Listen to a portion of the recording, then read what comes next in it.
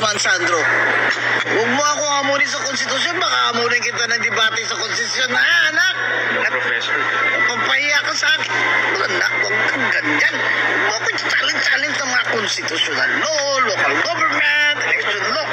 Huwag na. Dumede ka muna. Sino yung Bago mo ako i-challenge ng mga constitutional law na yan, Mario. Sino mo ilabay? Hindi mo kapal. Halika. Debate tayo, Sandro. Yung kapi-kapi lang ba? Para ma-educate lang yung mga tao. I'll read the Constitution first before I speak. Halika, Sandro, debate tayo. Halika na, sige na. Bating ka kung ayaw mo. Halika na. Chance mo na to.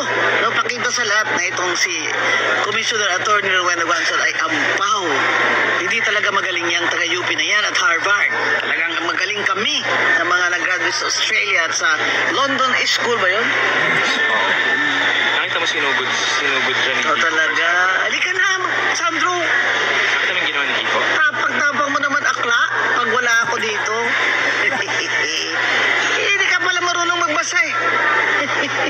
Sinabi ko ba na ikaw ang kandidato sa 2028? Sinabi ko ikaw dynasty. Sana dapat dynasty ka. Kawawa ka, wala nang boboto sa'yo.